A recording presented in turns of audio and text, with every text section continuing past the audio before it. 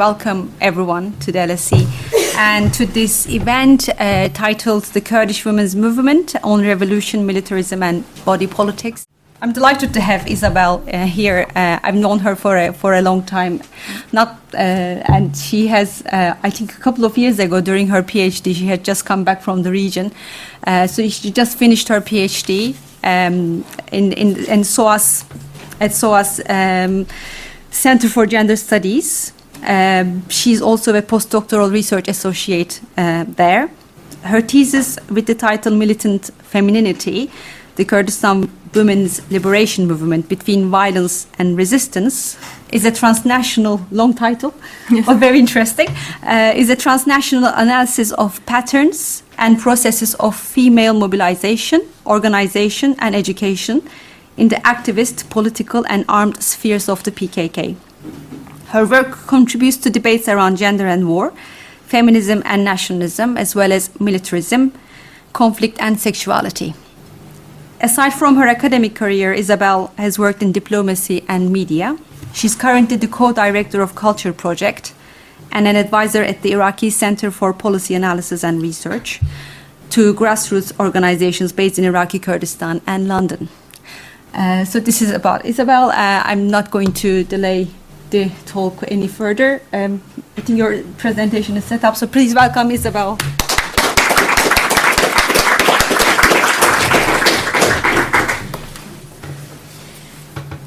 All right, hello and thank you. First of all, thank you, Zeynep, for inviting me to speak here today, and thanks to all of you for being here today. A lot of people in this room were somehow part of this journey, and it's my great pleasure to share some of my findings with you here today. Now, over the last 7 years or so, we've gotten used to seeing images like this. Women fighting at the forefront of the Rojava Revolution, but also women leading to the political fight for a more democratic Turkey. These photos, especially of the female fighters, have often been essentializing, objectifying, and brushing over a complex histories of struggle. What drove my research from the onset were two simple questions. How did the women get to play such key roles in the Kurdish women's movement? And what enables them to stand their ground so firmly, both in the armed and the political sphere? What I would like to do today is to speak about the history of the Kurdish women's movement, highlighting the struggles women were leading against both their party comrades, mostly men, but also women, to be able to fight against the external enemies such as the Turkish army and more recently the so-called Islamic State. I want to challenge the idea that these women came out of nowhere, or that these central positions or the key positions were given to them by the male leadership, Abdullah Öcalan. Now, while the movement's histories offer some answers, it's also important to understand the party's ideological underpinnings and its education system. So first, I will give a brief overview of the history of the Kurdish women's movement, zooming into one key moment of internal contention between the female and the male members of the party. I will then talk about how the women become these steadfast revolutionaries that we now see so prominently across the Kurdish Middle East. I will finish by sharing some thoughts on the party's body politics, which I argue are at the heart of the changing gender norms and relations. Now, the PKK was founded in 1979 in Fis, a small village in Bakur in eastern Turkey. In the first party program of the PKK, the women's question was not formally addressed. Like other national liberation movements, it was thought that women would gain their freedom in the course of the anti-colonial struggle. At the first party congress, 2 women were present. One of them was Sakina Chansis, who you see on the left here, who went on to become one of the most important figures of the women's movement. From the mid-90s onwards, however, Öcalan, the party leader, and the man in the middle here, put a lot of intellectual labor into the ideological creation of the free woman's identity and the role within the movement, a process that went hand in hand with the formation of the Mahsum Korkmaz Academy in the Bekaa Valley in Lebanon, where Öcalan was based for 20 years. Throughout the 1980s and 90s, a large number of women went to this academy to get party education. Here, the triple oppression of women was first discussed, so the intersecting dynamics between sexism, racism, and class. Handan Çağlayan, a Kurdish scholar, traces the development of the free woman's identity from the 1980s to the late 90s, showing that the biggest challenge in the efforts to mobilize Kurdish women for the armed struggle was to overcome the honor barrier, which linked men's honor to women's bodies and sexuality. This barrier needed to be removed so that women could leave the house and join the movement. Until the early 1990s, Öcalan changed this discourse so that the liberation of men and all of society was hinged on women's liberation. In this process, he also linked women's powers to a mystical past, the Neolithic era, when women of Mesopotamia were not only free, but the makers of their own destiny. In this paradigm shift, women needed to liberate themselves from the shackles of slavery in order to rediscover their inner goddess, Ishtar, while the men were tasked with killing the dominant male. Now, while more women were joining the guerrilla and fighting in the military ranks from the late 1990s onwards, early 1990s onwards, more were also dying, some of them committing spectacular acts of resistance. Berivan, Beritan, and Silan, who you see on this slide, left a particularly significant mark in the early years, each of them sparking a new era of female mobilization. The resistance of Berivan, who was a city guerrilla in Cizre, helped to spark the uprisings in Cizre in 1989. Beritan, cornered in a battle against the Iraqi Kurdish Peshmerga, jumped off a cliff to evade capture.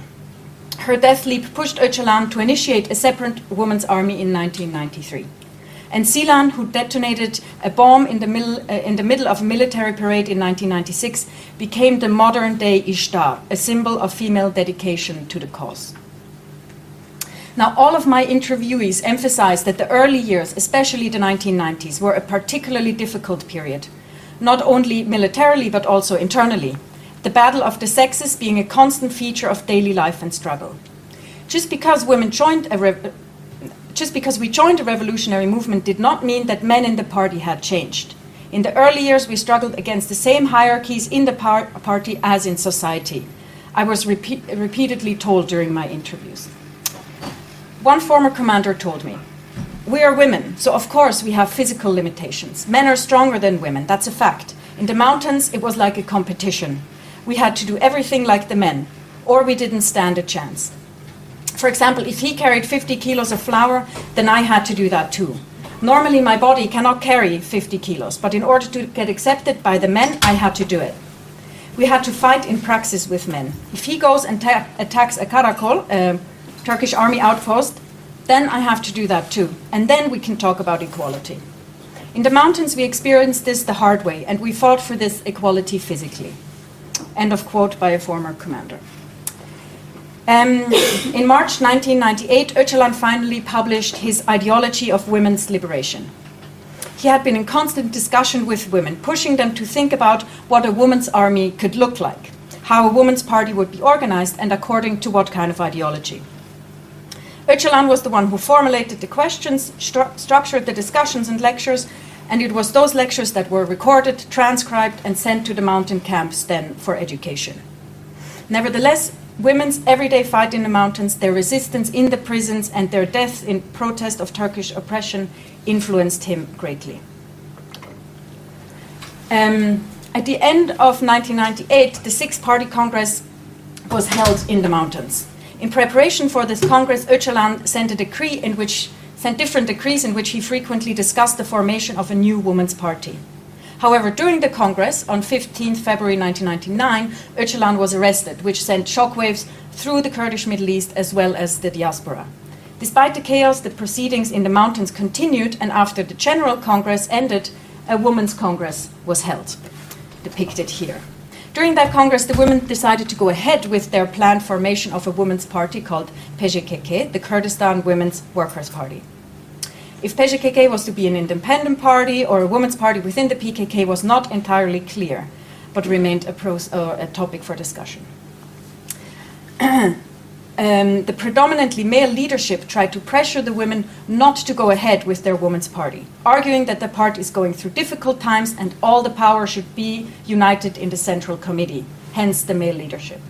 A separate party could weaken the PKK and the enemy could use this situation, they argued. They didn't accept the decision that the women of the Women's Congress, which resulted in a big standoff between the women and the male leadership. The women who participated in the Congress were held in detention in a valley as a result.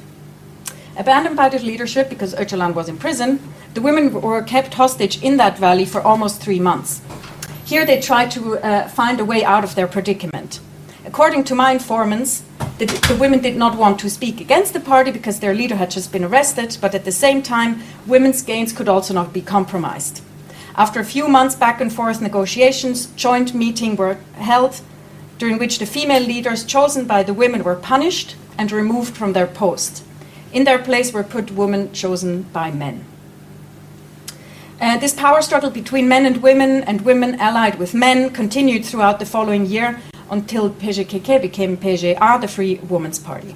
Thereafter, the overt opposition to men stopped, and it became clear that the Women's Party would exist within the framework of the PKK and not independently from men. This is still the case today. The women are operating or able to operate within their autonomous ranks as long as they do not transgress the boundaries set out by the PKK or Öcalan's liberation ideology. Now, after his arrest, Öcalan continued to reformulate his vision for a democratic future of Kurdistan and Turkey. He abandoned the goal to establish an independent Kurdistan and introduced democratic confederalism. A democratic, ecological, gender-equal social system, a bottom-up system of self-government. Democratic confederalism seeks to develop a mode of ordering beyond the nation-state and capitalism that goes hand in hand with a process of social reconstruction. In March 2005, democratic confederalism was officially declared as the new party ideology. With the announcement, women's centrality in the struggle was finally official. Shortly after, Öcalan proposed a co-chair system, suggesting that all political leadership should be occupied by a man and by a woman. Having the backing of the leadership once again, women continued to organize and mobilize around the co-presidency system and the 40% women's quota. As a parallel effort to the political and military struggle, the women's movement also started to develop genealogy, the woman's science. Proposed by Öcalan in 2008 and since then developed in the mountains and in the women's centers across the Kurdish Middle East and the diaspora, genealogy and its advocates have put into writing their collective experience and knowledge which emerged from 4 decades of political and armed struggle, finding a new vocabulary for understanding the intersecting modes of oppression they are fighting. For members of the movement, genealogy is a philosophical, intellectual, and political practice that challenges male knowledge production and rewrites histories from a female perspective. Genealogy is also a tool to awaken women and give them a voice and awareness about their history and position in society, teaching them to question and challenge male dominance in all spheres of life. Now, today, the Kurdish women's movement is a versatile transnational movement that spans the cities and mountains of the 4 different parts of Kurdistan. It's also very active in building broad international networks of solidarity with other women's movements globally and is currently working to establish a democratic world women's confederalism. From 2005 onwards, the wider Kurdish liberation movement focused on the transnational development of democratic confederalism. I don't have time to get into how all of this is done in the 4 parts of Kurdistan, but I'll just give a brief overview of what's been happening in Rojava before I talk about the process of becoming a revolutionary. Now, in Syria, the PKK members who stayed behind after Öcalan's expulsion in 1999 established the first formal political party in 2003, the Democratic Union Party, PYD. After having been based in Syria for over 20 years, the PKK enjoyed much support among the Kurdish population, not least because as many as 10,000 Syrian Kurds had joined the PKK from the 1980s onwards, creating a network of sympathizer and martyr families between Damascus, Aleppo, and Qamishli. At the time, the PYD was merely one among dozens of then still illegal Kurdish parties in Syria and only managed to gain the monopoly over the political and military field with the outbreak of the Syrian uprising in 2012. Since then, the PYD and its armed wings, the YPG and the female-only YPG, took control of Syria's northeast, or Rojava. Over the course of the last 7 years, battle lines have shifted considerably, with the YPG venturing out far beyond the Kurdish northeast to Raqqa and Deir al-Zor, but also losing Afrin after the Turkish invasion and occupation in February 2018. This is a map of the current situation in Syria, yellow being the area that's controlled by the SDF. For the women's movement, the importance of Rojava cannot be underestimated. Here we see the moment when the SDF liberated Raqqa, an operation that was headed by Rojda Felat, the female commander who you see in the center here. Rojava has been labeled a women's revolution, giving the large number of women who joined and fought against Daesh, resisting heroically in Kobani, Shengal, Raqqa, and during the last battle against Daesh in Bahos this year. Behind the front lines, party members and civilian activists have worked tirelessly to establish a civil structure that would match the success on the battlefield. Building on the grassroots work undertaken since 2003 and the long-standing support for the PKK in the region, women built their structure according to Öcalan's model of democratic confederalism. Countless women's houses, academies, communes, and cooperatives have been built since 2012. Child and forced marriage, as well as polygamy, have been banned where the PYD and its sister parties hold power. Here we see a curriculum of one of the women's houses offering education to women. Perhaps one of the best examples of what the women's movement is doing, also under the umbrella of genealogy, is Shinwar, the women's village. Here women have built every single brick to build a village by and for women. Now home to war widows, victims of domestic violence, or women who choose not to get married, this village is economically self-sufficient, offering a home and education to women and their children. The idea being that women can live communally, in tune with nature and independently from men. Overall, seeing what women are capable of on and beyond the battlefield has created new imaginaries of what a multi-ethnic and gender-equal society could look like. The Rojava experience giving new momentum to the Kurdish movement in the region and beyond. Now, while the movement's history and current efforts in Rojava offer some answers to the women's movement, of why the women's movement is so strong and resilient in the face of constant battles against internal and external enemies or adversaries, another site of resistance starts in party education.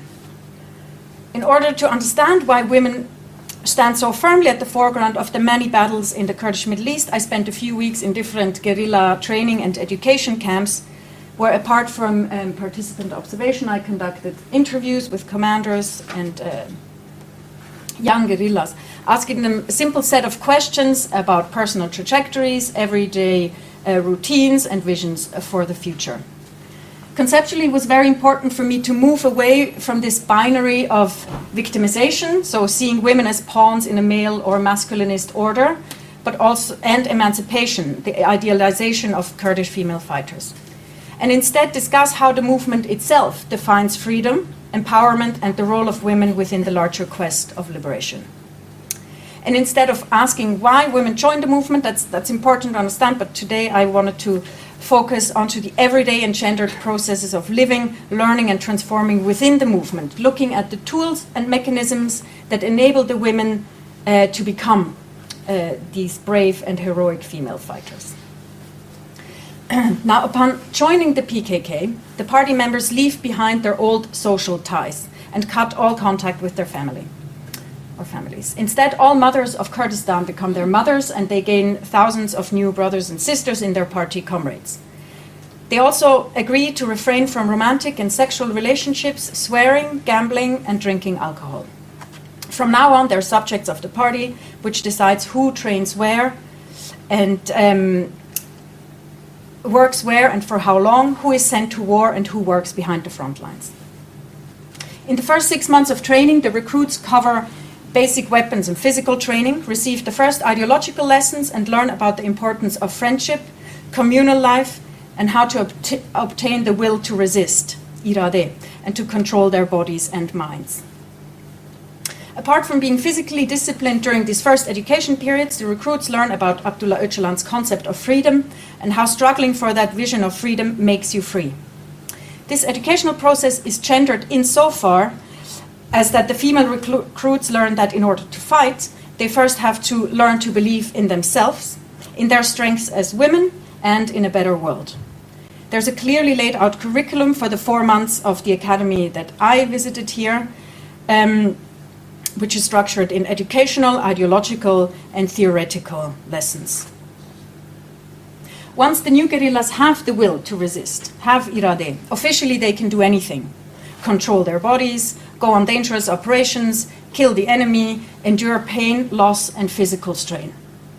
I say officially because unofficially, of course, the reality is different, and the fighters suffer greatly from losing their friends, witnessing violence, or leaving behind their families and children.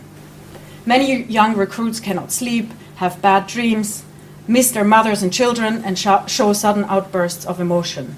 One of the trainees at the camp where I stayed developed a stutter after her brother was martyred.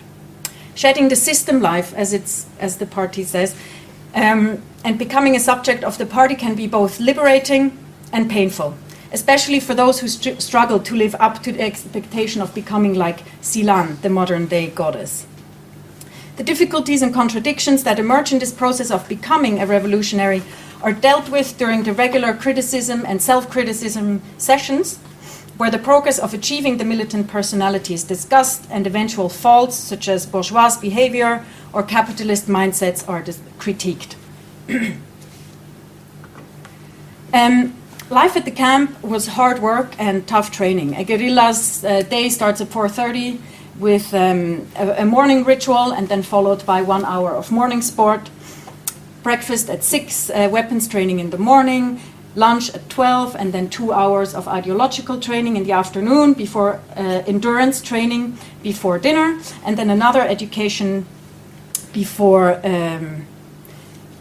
bedtime, when the sun goes down. But life at the camp was also full of compassion and genuine fun. One afternoon, the guerrillas trained with balloons as targets. Dozens of colorful balloons were inflated and hung in the trees. This brought much joy to the training, especially when later the balloons were arranged as a parkour, where they had to shoot from afar and then roll and crawl over and shoot the last one standing up. And the group cheered every time someone hit a target or a balloon and ran on. The fine line between death and life, however, between sadness and laughter, destruction and beauty, were omnipresent in all encounters, stories, and activities. Because countless of young women and men die in the many battles against the Turkish, Iranian, and Syrian regime, or the many militias in Syria.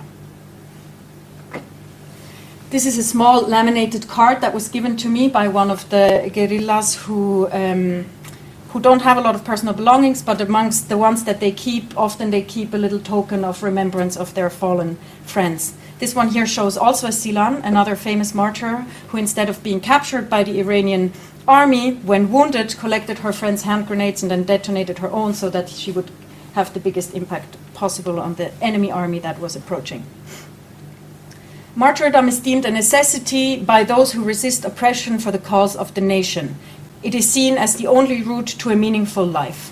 Laleh Khalili shows in the context of Palestine that this link of loving life, wanting to live a worthy life, and thus being prepared to sacrifice one's life, has been evoked by many post-colonial liberation movements such as the Palestinians, Hezbollah, the Cuban Revolution, or the Black Panthers. Khalili describes hypermasculine heroism that is being celebrated at many martyr ceremonies or memorials, valuing virtues considered masculine: courage, violence, self-sacrifice. However, based on my observations attending many of these martyr funerals across the Kurdish Middle East, men and women get equal celebratory rituals. And because women have such a long history of contributing to and dying for the party and its liberatory quest, the supposedly male characteristics have become gender neutral. However, every time a woman falls in the struggle, it is emphasized that she was not only fighting for the liberation of Kurdistan and a democratic confederal future, but also for the liberation of women, the whole region, and potentially the whole world. I found that the martyr culture is a key location where a sense of victimhood and sacrifice, but also of belonging, resistance, and of a vision for a future democratic confederation are negotiated. As I mentioned, the PKK's ideology, the liberation of the land is synonymous with the liberation of women, and it is them who are currently the markers of progress in Kurdistan. Contrary to previous nationalisms in the Middle East, such as Iran or Turkey or previous Kurdish nationalisms, women are no longer in need of protection, but are asked to participate in all areas of self-defense and non-state nation building.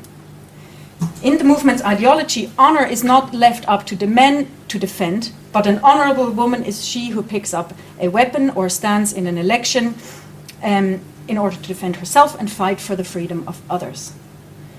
Women have not only been using spaces provided by a patriarchal order, but they have rewritten and reorganized that order into separate women's structures.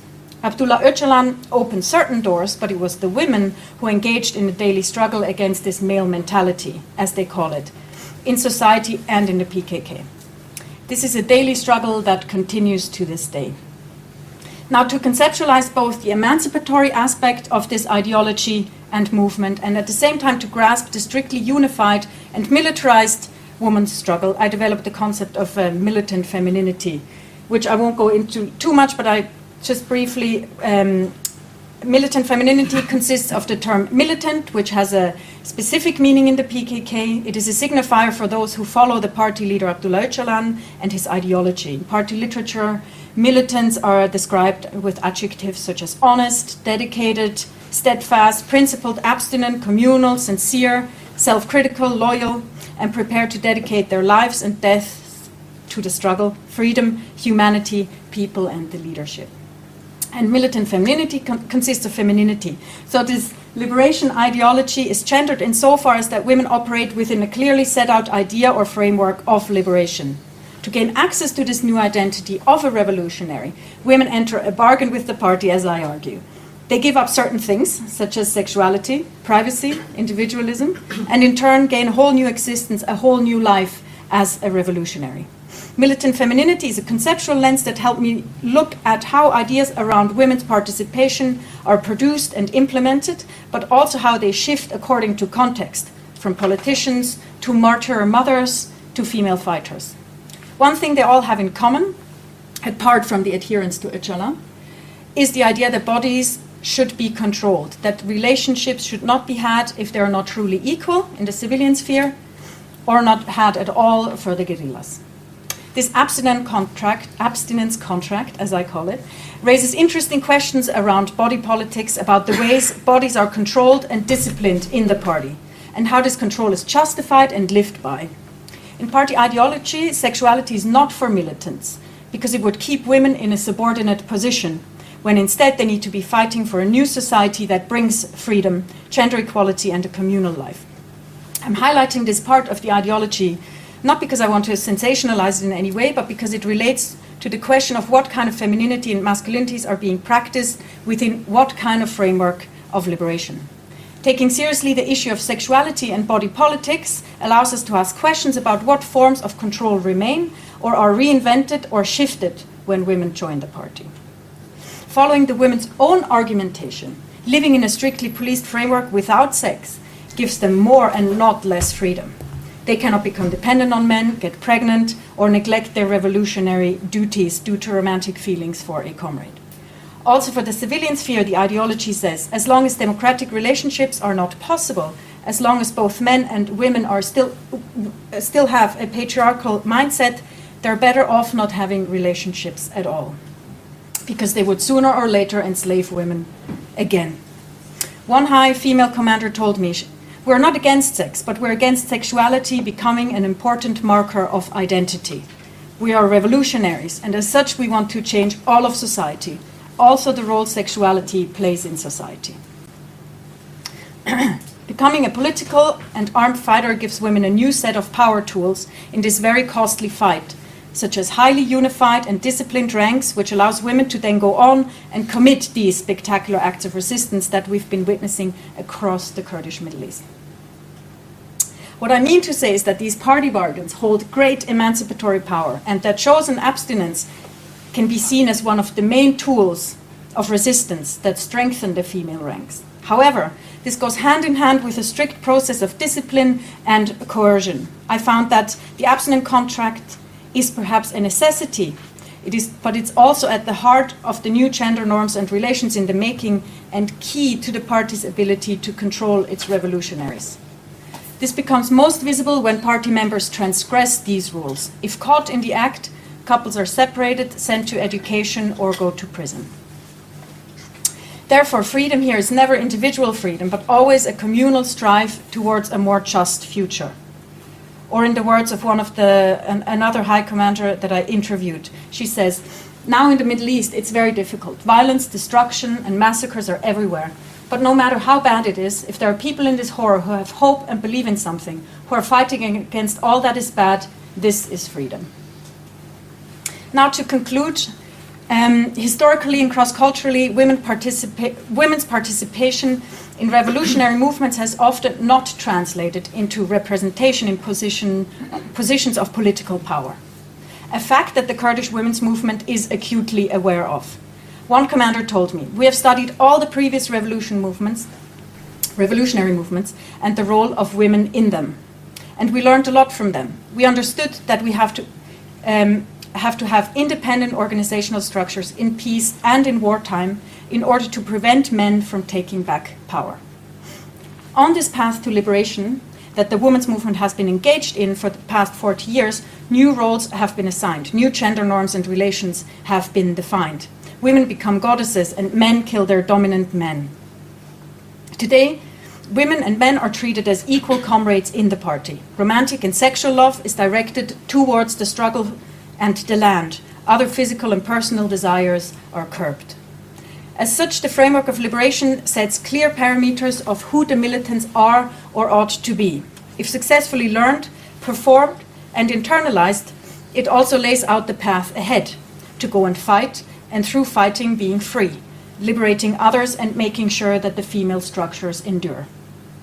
However, this transformation from women into goddesses still involve contradictions. For example, the process of becoming a party subject is not open to all women, but only to women who are prepared to desexualize themselves when entering the public sphere or the party, similarly to other anti-colonial movements. Respectable and honorable participation in the public sphere is hinged on an idea of purity, an unfaltering attachment to the homeland, fighting and sadly very likely dying for it. Substituting sexual love for the love of the homeland is enough reason to be excluded from the free woman or free man's identity. So the liberation ideology remains deeply gendered, with the free woman being a progressive but an essentialized marker of the aspired non-state nation. It's important to note that with the Kurdish women's movement, it's never a clear-cut either-or case, but very much always a both-and. This movement complicates and confirms, reinvents and reproduces theories, knowledges and tropes about gender and war, and nationalism and feminism. Despite this, or perhaps because of these contradictions, the Kurdish women's movement has made tremendous gains in terms of gender-based equality and justice that go far beyond the guerrilla ranks. They have managed to establish the co-chair system in all areas of organizing. They have implemented the 40% women's quota in all political bodies, have autonomous women's structures running alongside all other party structures, and are the driving forces behind a whole new system that's being built in Rojava. I would go so far as to say that the women are the backbone of the PKK as a whole, and that this movement would not be where it is today were it not for the women who are simultaneously struggling for the liberation of women and for the liberation of the land. Thank you very much.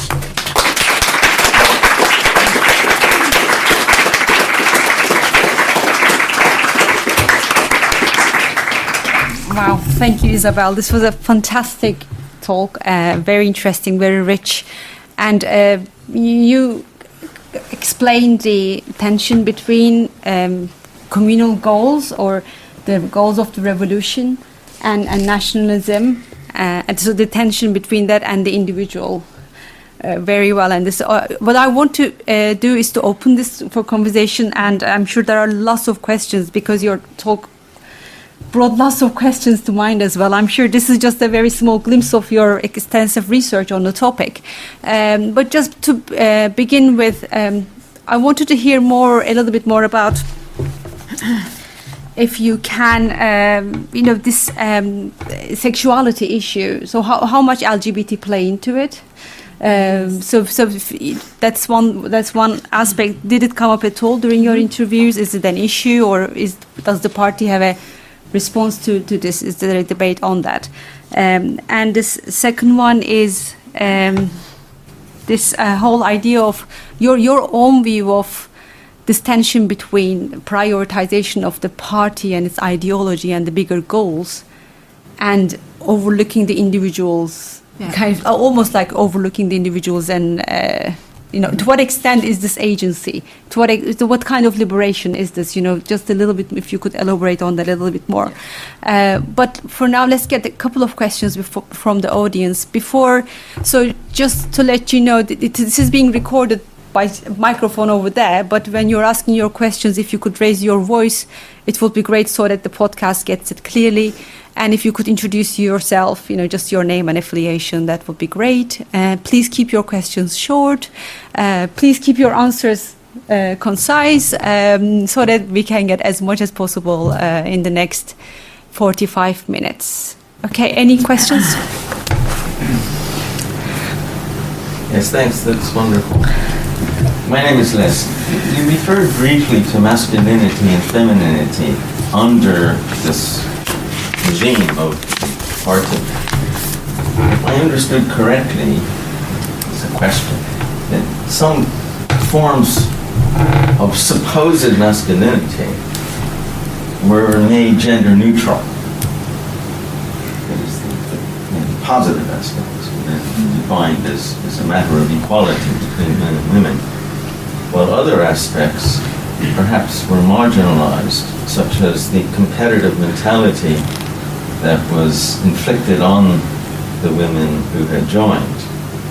And we must carry what we carry and so on. This is really a question. I wasn't sure in the end what you meant by the redefinition or recasting of masculinity and femininity. Thank you very much. I'm Gina Vale and KCL just over the road. I wanted to ask, there was a myth, I suppose, that was put out about Daesh fighters who were killed by women would go to hell. And I'd be very interested to know how the women took that on themselves to be kind of almost like a battle cry, or how that maybe shifted women's position within the PKK as a whole. Mm-hmm. Okay. Is this enough now to go ahead? Okay. Over to you, Isabel. Yes, so I'll start with yours. The issue of LGBTIQ, that did not come up in my interviews until I asked. Generally, questions around sexuality were difficult to address because it's portrayed as something menial, something that can be neglected, something that's not important. And I understand that because they truly have much more pressing issues that they have to take care of. If ISIS is overrunning your land, you truly do not perhaps think so much around issues of femininity and sexuality and so on. So that was difficult to address anyway. That's the interesting bit about the LGBTIQ is that Öcalan has not said anything conclusive about the issue. He's made minor remarks, but it's not as fleshed out as anything else that he says. Usually has an answer to everything. And so every person I would ask would give me a different answer. I would hear things like, it's fine, it doesn't matter. They're as welcome in our ranks as everyone else. We all have to curb our sexuality. If they can do that and still be in the men's and the women's structures, then that's okay. I heard that homosexuality is an illness, a side effect of capitalism, or that it is a trauma that was inflicted in early childhood and that can be rectified through education, through party education. So you had a whole range. What I do think is that it always depends who you ask. I cannot answer this question conclusively. There would be activists saying one thing and then a commander saying another thing. And then I know that what's happening in Rojava will force the party, or has already been forcing the party, to rethink a lot of the things, or the, let's say, very strict framework around questions of sexuality. Mm-hmm. Thank you. The individuals being overlooked, yes. I think that's the case. I don't really like the agency, structure agency debate. I think in a case like this, what I tried to do anyway was to take seriously both sort of the militarized structures that force people to become soldiers and soldiers that can then be deployed. And at the same time, look at how this form of subjectification enables them then to reclaim a whole new identity that gives them a whole new set of power tools.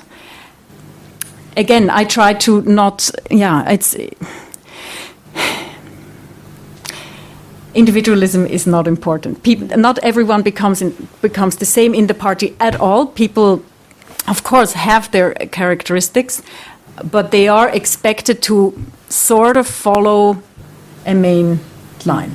So in that case, if in general we define freedom as having the ability to choose, yes, to decide, so this is a particular form of freedom that's done within, as long as you give in to the party structure. Yes, and then you. So how does this work with? So don't answer this question. But what made me think is, how does this work with feminism? Or I know there are multiple feminisms, but the core idea of feminism is this being able to. I don't want to use agency after what you said, but having the ability to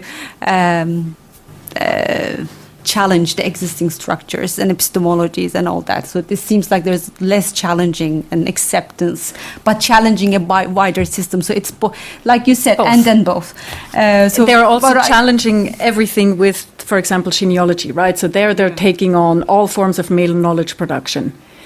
And a lot of people who I talked to, they also said, we know that we have a lot of questions still open that need to be addressed around issues of sexuality, but we are in constant war and attacked from all sides in all 4 parts of Kurdistan. It just has to take a back seat. But a lot of the ones I talked to, they were aware that there are certain shortcomings. And yes, I will leave it there. Maybe there are some more questions about this later. Masculinity and femininity. Yes, so every system also here is based on certain ideas around femininity and masculinity. When you join the party, you very much have to unlearn and relearn your ideas around what a woman is, who a woman is, what a man is, how a man has to behave. There are ideas around who the new man is, who the new woman is, and it's, I think, very much tied to this idea of a militant, which is actually gender neutral. Everyone has to be steadfast. Everyone has to be communal. The women have the extra task because they are the most oppressed, according to Öcalan and his ideology, because they're oppressed by sexism, racism, and class. So they actually have to fight the hardest to throw off these shackles of oppression. Whereas the men have to kill the dominant men, which means killing ideas around despotism and oppression that every man carries in himself. Does that answer your question? Does that mean a different masculinity? Yes, the new man. Like every other revolutionary movement, if you look at, for example, the Cuban Revolution or Fanon, what Fanon describes, had ideas around how the new revolutionary subject has to reinvent himself or herself. And the myth about the 99 virgins, that went around and around in media and was picked up by everyone. And I only know what I also read, that's what they really believed. I think when I listened to interviews of that question was also often posed to women fighters. They were like, "Is it true?" And they were always laughing, sort of like, "Yeah, okay, it is true, but we're fighting against something so much bigger." They don't really care what's happening to the ISIS dudes after they die. What they care is about challenging a bigger system of oppression, all the ills of capitalism, and which ISIS is a result of. Thanks. Okay. Questions? Camilla Power, UEL. you were discussing separatism, and there seems to be this kind of thread right from the early beginning of the Women's Congress getting taken hostage with the question of whether they were going to form something as a separate movement. And then it's becoming a sort of flowering in Rojava that we've got the village, the Jinwa village, and the parallel women's organisation. So this, and even within the PKK, the militant ranks, there seems to be this kind of yearning for a separatist, almost a parallel society. Can you say any more about that? Yeah, it's contradictoriness. Shall we Yes. take maybe one or two more questions? Yeah. Thank you, Isabel, for your presentation. My name is Ece. I'm from Gender Studies Department. Kurdish women's feminism seems to be slightly different to contemporary academic feminism, I would say. Like, they insist on some concepts like patriarchy. They are so clear about the role of men in their oppression. They demand men to change, and they sometimes punish men to change. yeah. And they have understanding of systematic gender oppression, systematic inequality, and they are in that sense maybe more closer to second wave feminism in many senses. And however, in contemporary feminist production, knowledge production, we never use the concept of patriarchy anymore. We are more like, there is no systematic characteristic, differences are so important. So I was wondering, how do you see their own feminism's capacity to empower those women in that struggle?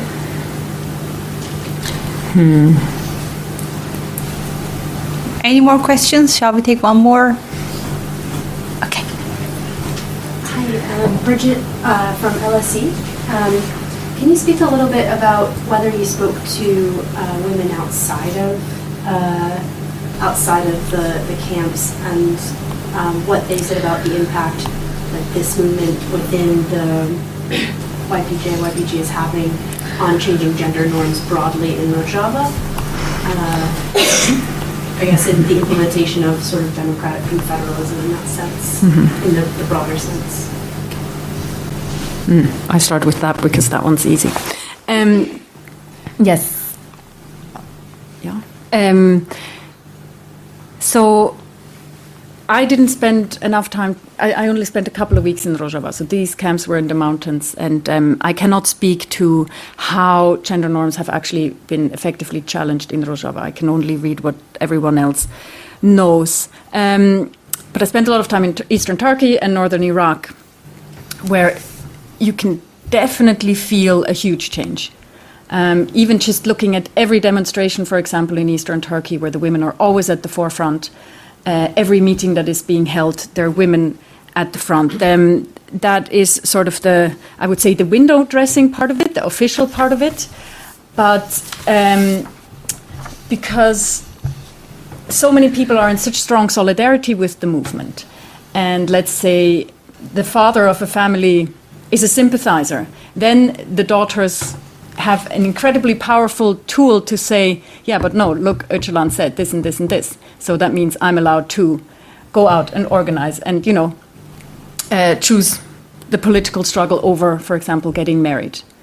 In Iraqi Kurdistan, I spoke to someone who said it gave her incredible leverage when having a dispute with her husband because of the brave Kurdish women fighting in Shengal and Rojava. She was saying, look, what women can do, that means we can do that too, and sort of men started looking at women differently.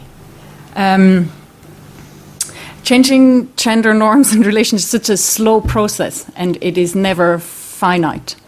As we know, every regime that takes power uses women's bodies as a battlefield to implement ideas around us versus them, demarcating the boundaries between us versus them. We don't have to go to the Middle East for that. We just look at what Trump has been doing in terms of abortion.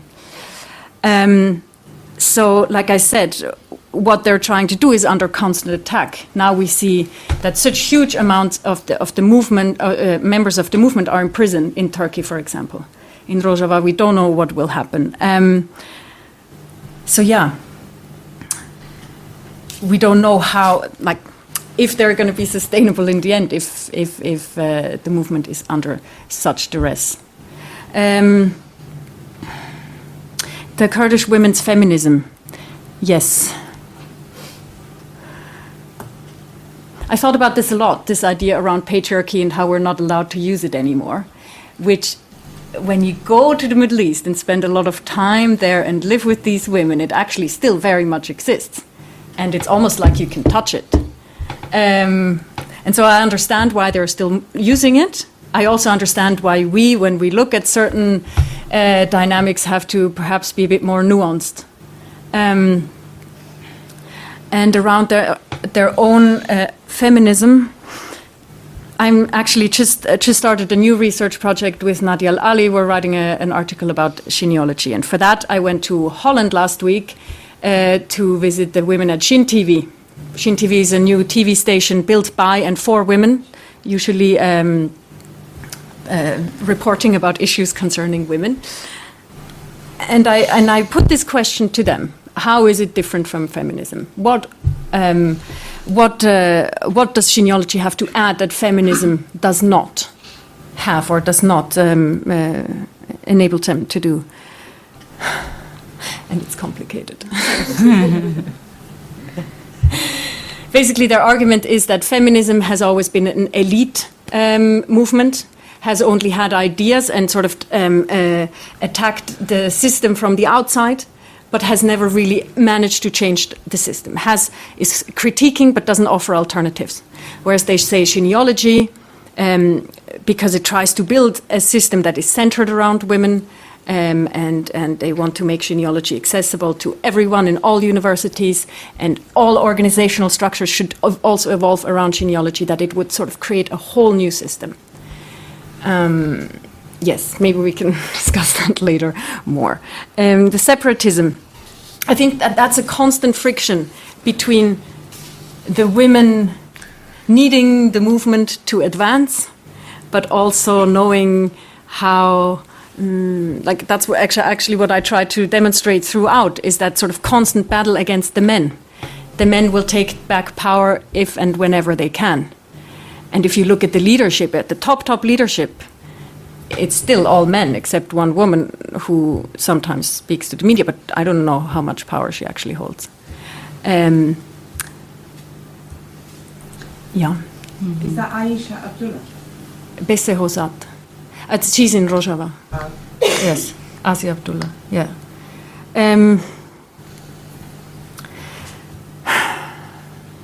I think for now, yeah, they're tight. They're tight, but I also see the demands to move away and establish their own way of life, which I think Shinwar is only the start of. Apparently, they want to build many more Shinwars around Rojava. Yeah. Any questions? Of course, yeah, 2 questions. And then I also have a couple of questions, so while others are thinking, can I throw them in as well?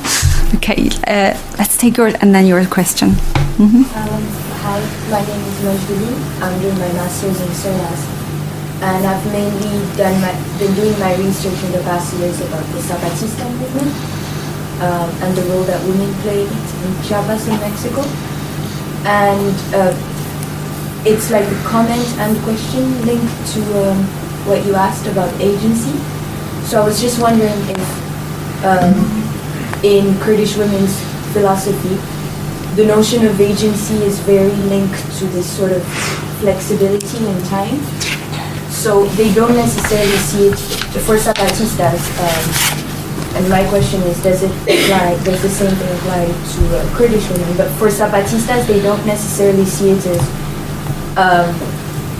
it's an obstruction to my freedom to not have the choice to focus on smaller topics rather than our big struggle. It's just a question of timing. So their notion of agency is not I'm deprived of agency, but my agency kind of spreads across space and time, and I decide when to use it depending on whether it will get it would get a great outcome in the moment where we're leading the common struggle. So I was just wondering if it was the same. That reminds me of a lot of the things I heard in Kurdistan region about when I asked the policymakers why they were not initiating gender equal policies or legal changes. And I heard this from women themselves as well. We have other priorities right now. ISIS is attacking. We are trying to recover our economy. Nationalism is important. It just reminds. That's why I asked the same question. That it just is puzzling. To what extent this is kind of real feminism. And to, I'll after you. I'll ask my question. And I see another hand back there, and here. Brilliant. Okay, please go ahead. Your talk emphasized the YPG following a decades-long history of political development by entire communities. Then you briefly mentioned the SDF, which came into existence only a few years ago, and whose members don't come from that long history of politicization on the whole. They come from other communities who wanted to fight ISIS. That's what they had in common. So I'm wondering, how did this, whatever you call it, political culture of the YPG find some opportunities to make some changes within the SDF as well?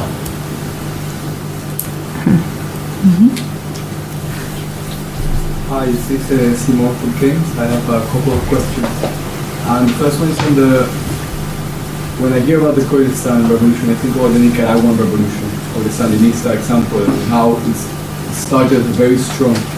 Women's movement, women were 45% of the guerrillas in the war, and the devolution that then occurred, over the years, and the militarism of leadership, or the male leadership, ended up with the revolution completely devolving. And Nicaragua right now is one of the worst countries for women's rights in the world, when the Sandinista movement started as a very powerful movement for women. And do you see the potential of the tensions between the militaristic goal and the political goal of Kurdistan devolving in the same way Nicaragua devolved? And the second question leads to the liberation of when the guerrillas were pushing west and they were entering non-Kurdish zones more and more into Syria, and all these tensions started coming in the SDF with Kurdish and non-Kurdish members. The goals of the political liberation of women of different of the structures of capitalism themselves.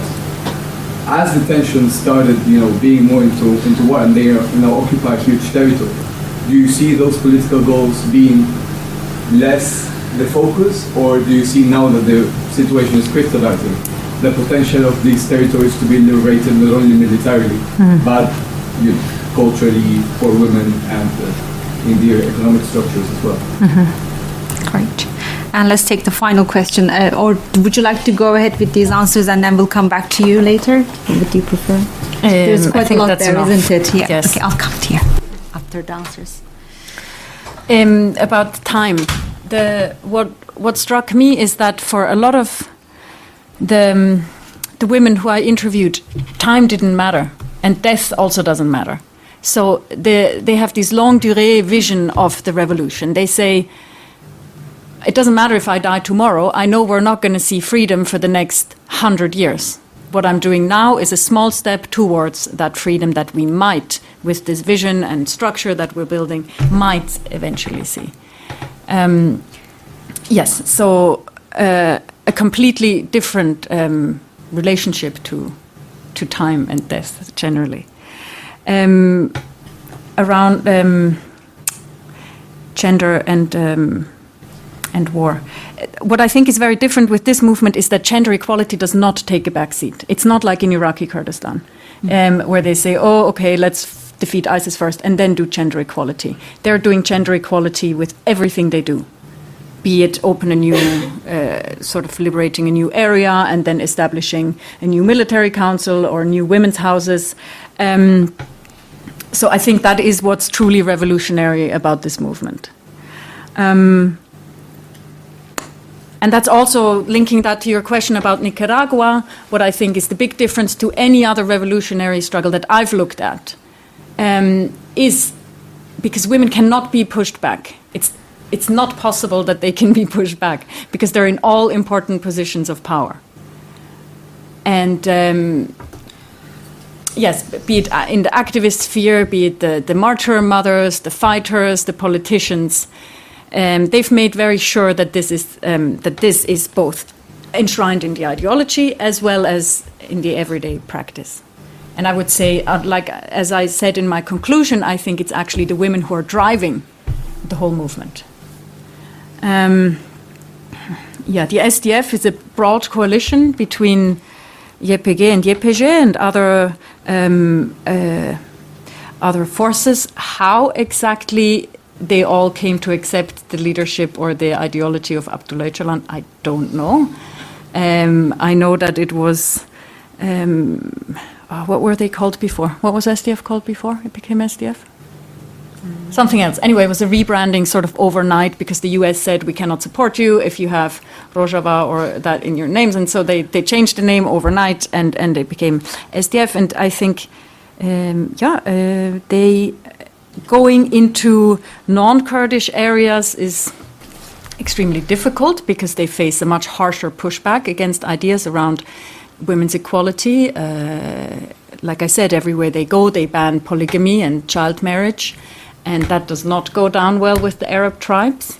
How that's going to play out, it's difficult to say because now the cards are being reshuffled again in Syria or are being constantly reshuffled. We don't know who's going to drop who or which model is going to survive. What I read is that most of the Arab tribes also sort of played by ear once they switched their allegiance over to the Assad regime again. But that's certainly going to be an uphill battle. If they hold on to this much territory, I think that's going to be a big challenge. Did I answer the questions? I think you did.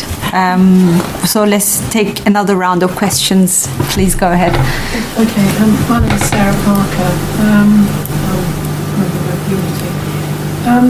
I was interested in your saying that the Kurdish women you talked to, some of them said they read a lot of history and quite a lot of questions about various things were still open.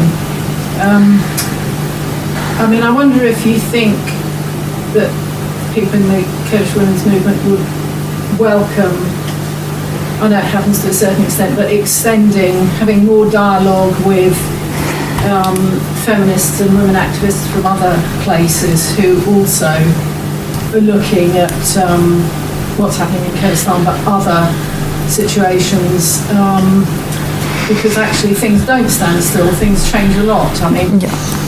I, for example, identified I suppose 40 years ago as a socialist feminist, and in recent years I've actually come to think that a lot of the arguments for socialist feminism were very superficial in terms of dealing with women's oppression,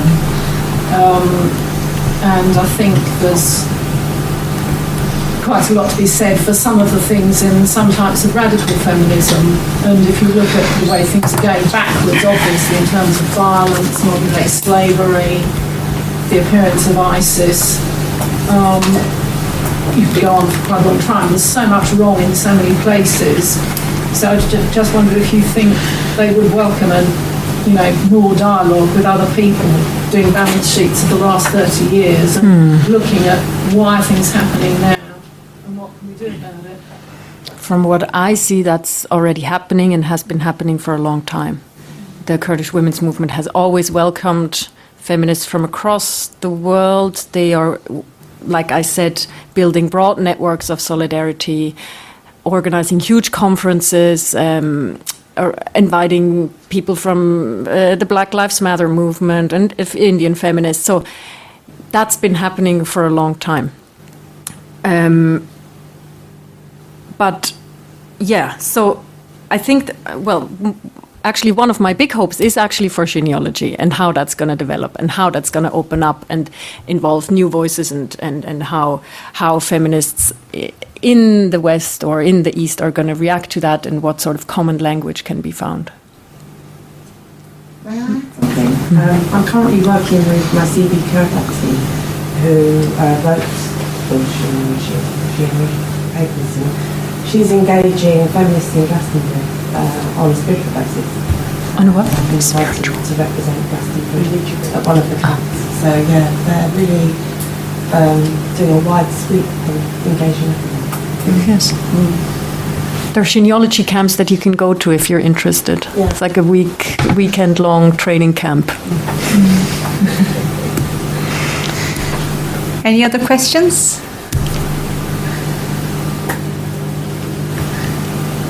One more question. Any other?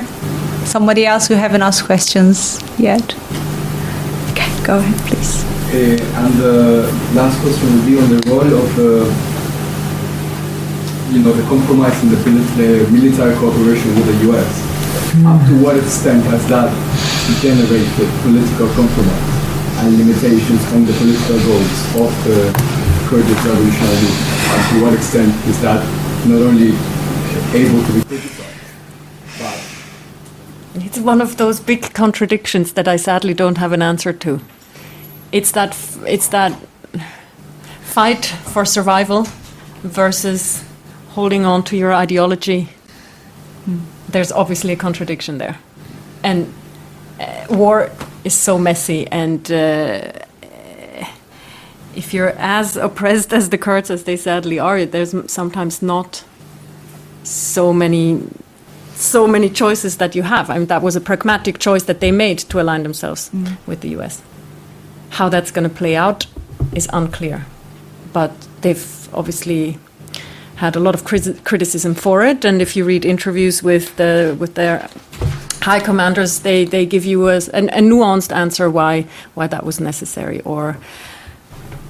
and then you speak to other people who think that was the biggest mistake ever, right? So I cannot sadly resolve that conundrum. And I don't think they had much choice, like you said, and they are not naive. They know the US is doing it for its self-interest as well. They are effective on the ground, and then they know that US might ditch them any moment. So they are not naively joining into this, and it's a constant, contradiction. And the Syrian conflict has been a plethora of contradictions in anyway, and I think this is one of the most significant ones. I was going to ask you a question related to that, but also to the question of what you said in your presentation towards the end, how the movement is redefining its concepts or its certain things since the Rojava emerged, basically in Syria. So to what extent this reconsideration or rediscussions and redebating is related to the Kurdish movement's increased engagement with the international community, either through interactions, alliance with the US, opening embassies across Europe, engaging with the European policymakers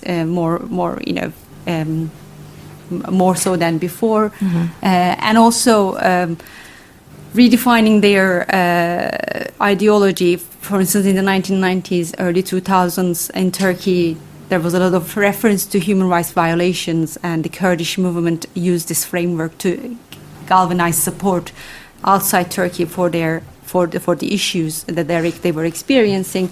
With the Rojava case, we hear a lot of emphasis on democracy and liberation, or on on de-radicalization, not in the CVE sense, but in terms of being defined as a progressive movement compared to the radical Islamist movements in the region. So they are framing their position within that international frame. So to what extent this did you refer to what you referred to in terms of redebating and redefining, rediscussing? To what extent that's related to what's happening in international context? Actually, I'm seeing more continuities than actual redefinitions. The area where I'm seeing a lot of development is genealogy. And like I said, that's sort of where my hope is. Other than that, yes, it is a progressive movement, especially in terms because of their stance towards women's rights, but also multi-ethnicity and religious freedom. But like I said in my talk, they have their own idea around what democracy is and what liberation is. So I think Rojava forces the movement, though, at the same time to open up certain things, having to discuss LGBTI publicly, having to also welcome a lot of internationalists who come and fight and are of perhaps different sexual orientation. Yeah. Mm-hmm. What else? I have a couple of more questions in my mind. I want to prioritize the audience, obviously. Any questions? Yeah, please go ahead. Do you mind raising your voice? Yeah. Thank you. I'm not sure if this is within the scope of your research, but like these women have lots of transnational alliances, coalition work, but what about the immediate neighbors? Because how can we bring together, right, the women from the region? And I'm not sure if you might address this. That would be the dream. Unfortunately, almost every Kurdish woman you ask, be she from Iraq or Syria or Iran or Turkey, will speak about Arab nationalism being a huge hindrance, Turkish nationalism as well. I think in a Turkish context we can say that Turkish feminists have a history of sort of looking down on Kurdish feminism, accusing them of being too close to the art movement, to the PKK, when really they should move away and become more like Turkish feminists. In peace times, those collaborations are much easier. Then you see a lot of Turkish feminists aligning themselves with the Kurdish feminists, but as soon as the war breaks out again, which there was a short peacetime between 2013 and 15, as soon as that sort of breaks down, the polarization starts again, and all feminists sort of go into their corner also. I mean, in Erdogan's Turkey, it's extremely dangerous to align yourself with the Kurdish cause. I would say something similar can be said about Iranian feminists and Iraqi feminists. I'm not so sure about Syrian feminists, but a sort of perhaps a certain arrogance towards the Kurds, I would say. But yes, ideally, that, to be honest, I don't know how that's working right now, how many efforts are being taken to speak to other Syrian feminists or to, well, it's only Syria, because I know it's not happening in Iran and perhaps in Iraqi Kurdistan a bit more so. Yeah.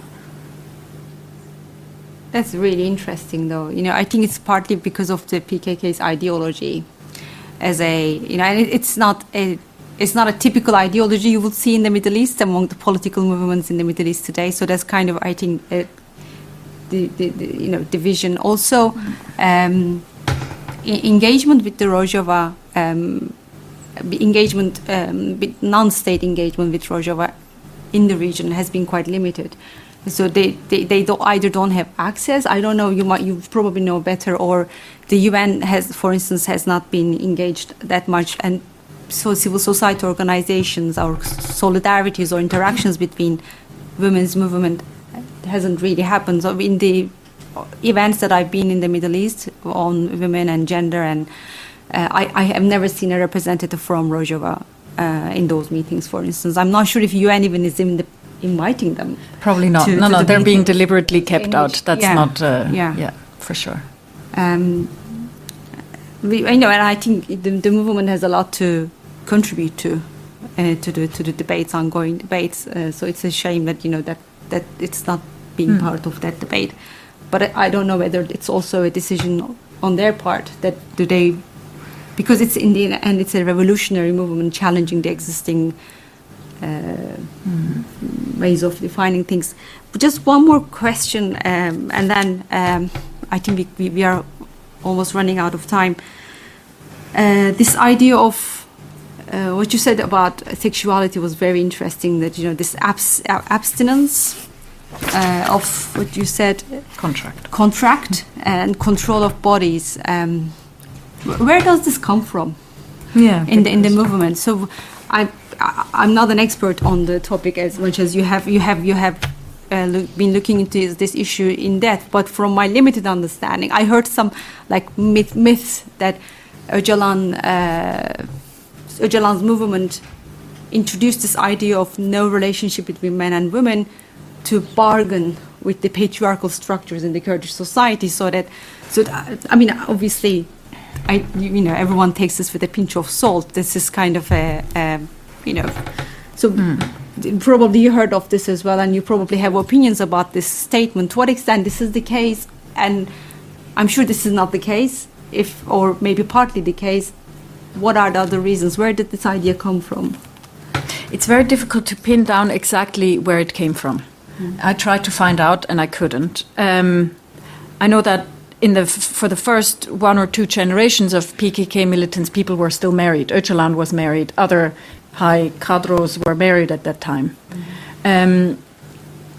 But those cadros were mainly, I would say, sort of in the knowledge production area of the movement. When more and more women joined, and they realized that there's a big problem also between the sexes, between women and men in the party, eventually it became illegal. But I'm not sure if it's because these reports were filtered back to Öcalan that women were raped in the mountains, or had become pregnant, or that this and this commander did this and this to women, which happened in the early years, 1980s, early 1990s, that it then was a pragmatic decision in that sense. Apart from that, there are lots of explanations, of course. One is to cater towards a relatively conservative society, to say you can give us your daughter and we preserve her honor. And the other ones are the ones that I mentioned. For women themselves, saying, if I want to challenge a patriarchal society, it makes no sense for me to engage in a relationship with a patriarchal man, which for me is the best explanation. But it's probably a mix of all of them. If anyone knows better why exactly it was implemented or where exactly it came from, please tell me. It was in the Zimbabwe, the Zamna guerrillas used to have the same stipulation. Yeah. David Lamb gives some account of it, the Soviet Tenants Ranger, and this was quite ritualised, that there would be all kinds of no-sex taboos, and that success in battle would depend on. Yes. Okay. Yeah. Maybe he was influenced by that. I don't know. I don't know. Well, thank you so much for answering our questions. Thank you so much for all your questions as well. And let's thank Isabel for this fascinating talk.